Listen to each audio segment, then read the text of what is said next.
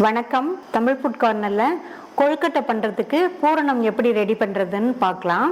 இந்த வீடியோவில் 6 விதமான இனிப்பு பூரணம் பண்ண போகிறோம். 6மே டேஸ்ட் ரொம்ப நல்லா இருக்கும். அதே சமயம் நம்ம ரொம்ப ஈஸியாக செஞ்சிடலாம். இந்த பூரணங்களை வச்சு நீங்கள் விதவிதமான கொழுக்கட்டைகள் பண்ணலாம். இப்போ எப்படி பண்ணுறதுன்னு பார்க்கலாம். இது வரைக்கும் தமிழ் ஃபுட் கார்னர் சேனலை சப்ஸ்கிரைப் பண்ணாதவங்க சப்ஸ்கிரைப் பண்ணிக்கோங்க. எள்ளு பூரணம் பண்ண போகிறோம். 1/2 கப் கொழுக்கட்டை மாவுக்கு இது சரியாக இருக்கும். 1/4 கப்பு கருப்பு எள்ளை இந்த பேனை சூடு பண்ணிவிட்டு சேர்த்துக்கிறேன். பேனை நல்லா ஹீட் பண்ணிவிட்டு சேர்த்துக்கங்க.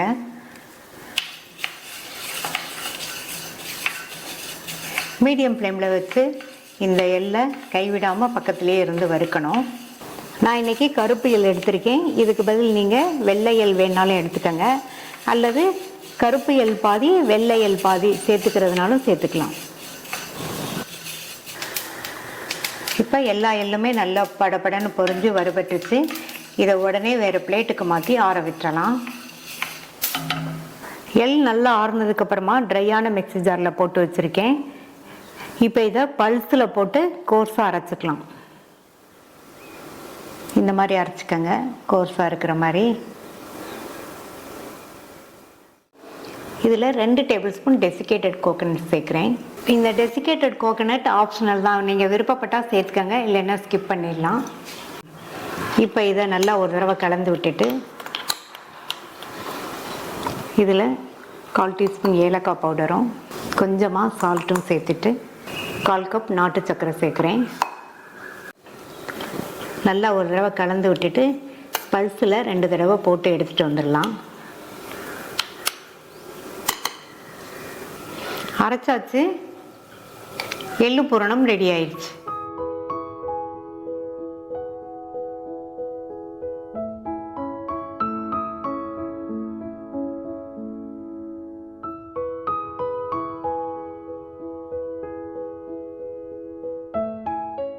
தேங்காய் பூரணம் பண்ணலாம்.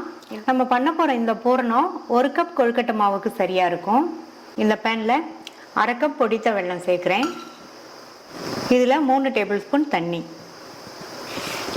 இந்த வெல்லம் நல்லா கரைஞ்சி வரட்டும்.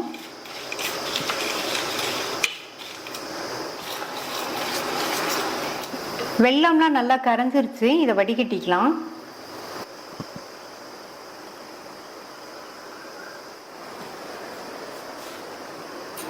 அடுத்து இந்த பேனில் 1/2 டேபிள் ஸ்பூன் நெய் சேர்த்து, நெய் உருகினதும் இதில் 3/4 கப் அளவுக்கு தேங்காய் துருவல் சேர்த்துக்கலாம்.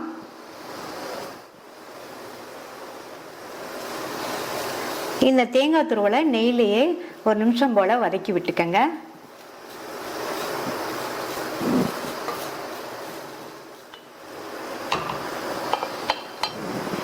இப்போ 1 நிமிஷமாக வதக்கியாச்சு. அடுத்து நம்ம வடிகட்டி வச்ச வெள்ளை கரைசலை சேர்த்துக்கலாம்.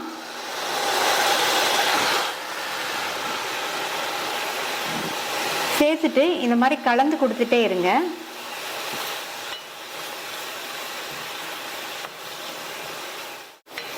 தேங்காய் துருவலும் வெல்லமும் நல்லா ஒன்று சேர்ந்து வரட்டும். அது வரைக்கும் இந்த மாதிரி கிண்டி கொடுத்துட்டே இருங்க. தேங்காவும் வெல்லமும் நல்லா ஒன்று சேர்ந்து வந்துடுச்சு. கையை தண்ணியில் தொட்டுட்டு இந்த மாதிரி தொட்டு பார்த்தோம்னா கொஞ்சம் கூட ஒட்டாமல் வரணும். இந்த கன்சிஸ்டன்சி சரியாக இருக்கும். இது ஆறும்போது நமக்கு கொழுக்கட்டையில் வச்சு மடிக்கிறதுக்கு கரெக்டாக இருக்கும். அடுத்து இதில் 1/4 டீஸ்பூன் ஏலக்காய் பவுடரும் கொஞ்சமாக டேபிள் சால்ட்டும் சேர்த்துட்டு 1 டீஸ்பூன் நெய் சேர்த்துக்கலாம். நல்லா மிக்ஸ் பண்ணி விட்டுலாம். டேஸ்டான தேங்காய் பூரணம் ரெடி ஆயிடுச்சு.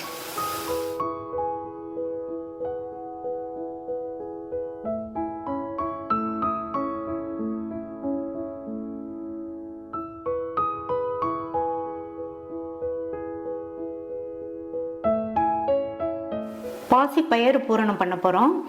1 கப் கொழுக்கட்டை மாவுக்கு இது சரியாக இருக்கும். 1/3 கப் அளவு பாசி பயிறு 75 கிராம் இருக்கும். வாஷ் பண்ணிவிட்டு 5 மணி நேரமாக ஊற வச்சுருக்கேன். இதை குக்கரில் சேர்த்துட்டு தண்ணி நிறைய சேர்க்காம பாசிப்பருப்பு லைட்டாக முங்குற அளவுக்கு மட்டும் தண்ணி சேர்த்துக்கலாம். முடி போட்டாச்சு. ஸ்டீம் வந்ததுக்கப்புறமா வெயிட் போட்டு ஹை ஃப்ளேமில் 2 விசில் வேக வச்சுக்கலாம். நான் இன்றைக்கி குக்கரில் வேக வைக்கிறேன். நீங்கள் இதுக்கு பதில் ஓப்பன் பாத்திரத்தில் வேக வைக்கிறதுனாலும் வேக வச்சுக்கலாம். 2 விசில் வந்துருச்சு.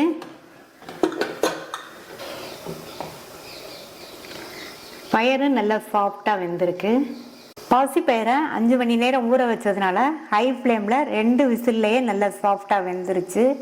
ஒருவேளை நீங்கள் ஊற வைக்கலைன்னா பாசிப்பயிரை லைட்டாக வாசனை வர வரையும் வறுத்துட்டு வாஷ் பண்ணிவிட்டு 4லேருந்து 5 விசில் வேக வச்சுக்கோங்க. நல்லா சாஃப்டாக வெந்துடும்.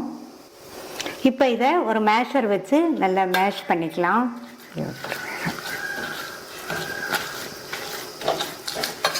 இந்த மாதிரி மசிச்சுட்டு இதில் 1/3 கப் அளவுக்கு நாட்டு சர்க்கரை சேர்க்குறேன். இந்த கப்பில் தான் நான் பாசிப்பயிறு அளந்து எடுத்தேன். அதே கப்லேயே 3/4 கப் அளவுக்கு தேங்காய் துருவல் சேர்க்குறேன். இப்போ ஸ்டவ் ஆன் பண்ணி சிம்மில் வச்சுருங்க.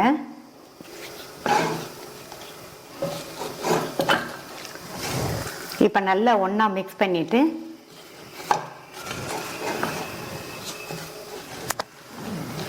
ஸ்டவ் சிம்லேயே இருக்கட்டும்.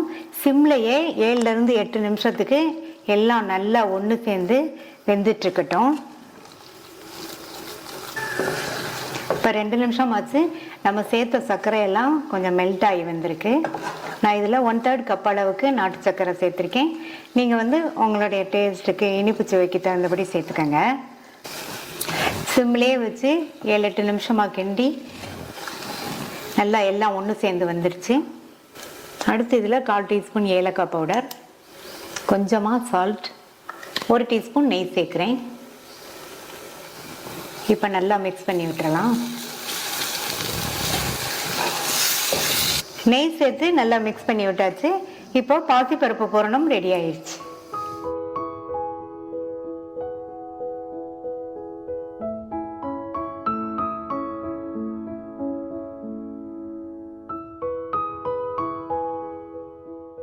வேர்க்கடலை பூரணம் பண்ண போகிறோம்.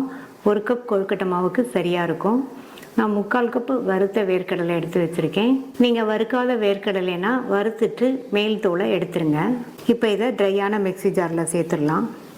சேர்த்தாச்சு. மிக்ஸியை ஸ்பீடாக ஓட விடாமல் பல்ஸில் 2 தடவை விட்டு விட்டு போட்டு லைட் கோர்ஸாக இருக்கிற மாதிரி அரைச்சிக்கலாம்.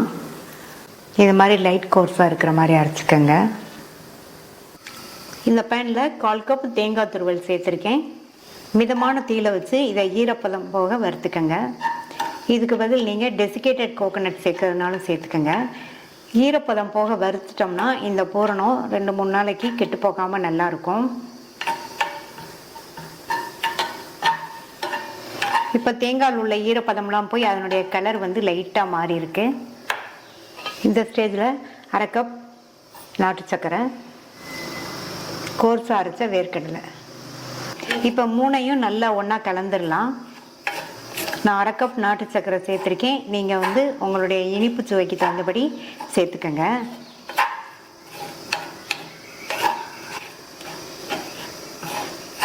இப்போ நல்லா கலந்து விட்டாச்சு. இதில் கொஞ்சமாக மட்டும் தண்ணி இந்த மாதிரி சேர்த்துக்கங்க. அங்கங்கே தெளிக்கிற மாதிரி சேர்த்துக்கங்க. சேர்த்துட்டு சிம்லேயே வச்சு கலந்து கொடுங்க. தண்ணி சேர்த்ததுக்கப்புறம் சர்க்கரையெல்லாம் நல்லா மெல்ட் ஆகி வருது பாருங்கள். இப்போ மெல்ட் ஆகி வந்துருச்சு. இதில் கொஞ்சமாக சால்ட்டும் 1/4 டீஸ்பூன் ஏலக்காய் பவுடரும் சேர்க்குறேன்.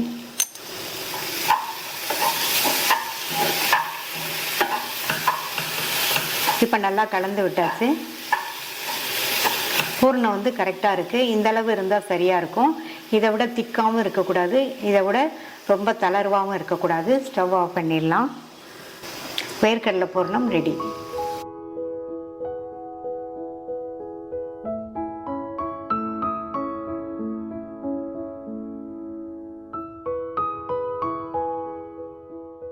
கடலைப்பருப்பு பூரணம் பண்ண போகிறோம்.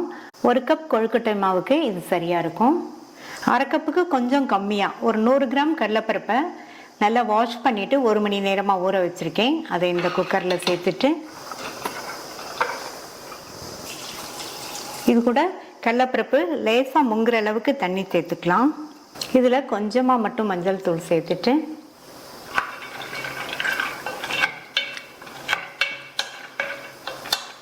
நல்லா மிக்ஸ் பண்ணி விட்டுட்டு மூடி போட்டுருங்க. ஸ்டீம் வந்ததுக்கப்புறமா வெயிட் போட்டு ஹை ஃப்ளேமில் 2 விசில் வரட்டும். 2 விசில் வந்துடுச்சு. இந்த கடலைப்பருப்பு குழையாமல் கரெக்டாக வெந்திருக்கு. இந்த மாதிரி வேக வச்சுக்கணும். நீங்கள் குக்கரில் வேக வைக்கிறதுனாலும் வேக வச்சுக்கோங்க, இல்லை ஓப்பனில் வேக வைக்கிறதுனாலும் வேக வச்சுக்கோங்க. இப்போ இதில் தண்ணி இருக்குது. இந்த தண்ணியை வடிச்சிட்டு ஆறுனதுக்கப்புறமா மிக்ஸி ஜாரில் சேர்த்துடலாம். கொஞ்சமாக தண்ணி இருக்குது. ஆறுனதுக்கப்புறமா மிக்ஸி ஜாரில் மாற்றி வச்சுருக்கேன். இதை தண்ணி எதுவும் சேர்க்காம நல்லா நைஸாக அரைச்சிக்கலாம். அடுத்து இந்த பேனில் 1/2 கப் பொடித்த வெல்லம் சேர்க்குறேன். இந்த வெல்லத்தோட வெயிட் 100 கிராம் இருக்கும். நீங்கள் உங்களுடைய இனிப்பு சுவைக்கு தகுந்தபடி சேர்த்துக்கோங்க. இது கூட 1/4 கப் தண்ணி சேர்த்து இந்த வெல்லத்தை நல்லா கரைய விட்டுறலாம்.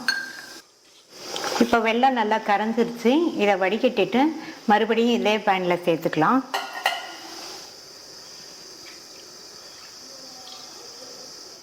வடிகட்டின வெள்ளை கரைசலை சேர்த்தாச்சு. இது கூட நம்ம விழுத அரைச்ச கடலைப்பருப்பை சேர்த்துக்கலாம். சேர்த்ததுக்கப்புறமா நல்லா கட்டி இல்லாமல் மிக்ஸ் பண்ணி விட்டுருங்க.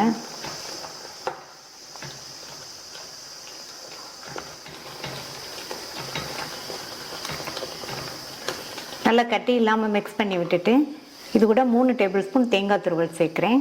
இப்போ எல்லாத்தையும் நல்லா திக்காகி வர வரைக்கும் மீடியம் ஃப்ளேமில் வச்சு கலந்து கொடுத்துட்டே இருங்க.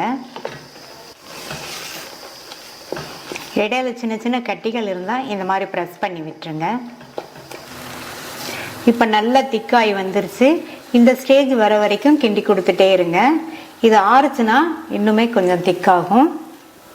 இதில் 2 பிஞ்ச் சால்ட்டும் 1/4 டீஸ்பூன்லேருந்து 1/2 டீஸ்பூன் ஏலக்காய் பவுடர் சேர்த்துக்கோங்க. உங்கள் வாசனைக்கு தகுந்தபடி நீங்கள் சேர்த்துக்கோங்க. அடுத்து இதில் 2 டீஸ்பூன் நெய் சேர்க்குறேன்.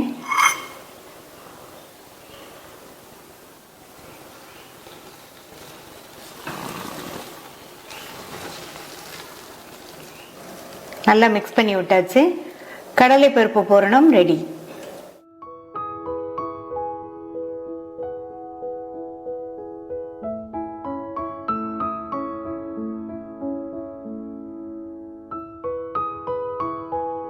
பொட்டுக்கடலை பூரணம் பண்ண போகிறோம். 1 கப் கொழுக்கட்டை மாவுக்கு சரியாக இருக்கும். 1/2 கப் பொட்டுக்கடலையை இந்த மிக்ஸி ஜாரில் சேர்க்குறேன். இதை ரொம்ப நைஸாக அரைச்சிடாம லைட் கோர்ஸாக இருக்கிற மாதிரி அரைச்சிக்கலாம். இந்த பேனில் 3/4 கப் பொடித்த வெல்லமும் 1/4 கப்பு தண்ணியும் சேர்த்து இந்த வெல்லத்தை நல்லா கரைய விட்டுறலாம்.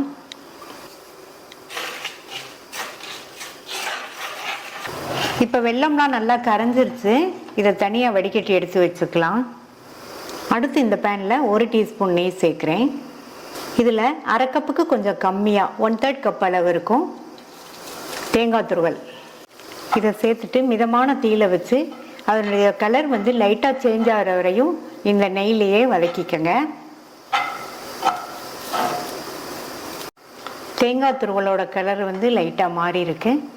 இதில் வடிகட்டி வச்ச வெள்ளைக்கரைசலை சேர்க்குறேன்.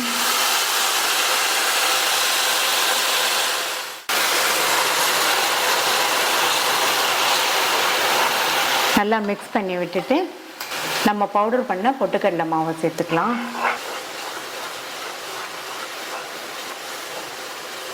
ஸ்டவ்ஸ் நல்லா சிம்லேயே வச்சு இந்த மாதிரி கலந்து கொடுத்துட்டே இருங்க. வேகமாகவே திக்காய் வந்துடும். இப்போ நல்லா திக்காய் வந்துருச்சு. இந்த அளவு போதும்.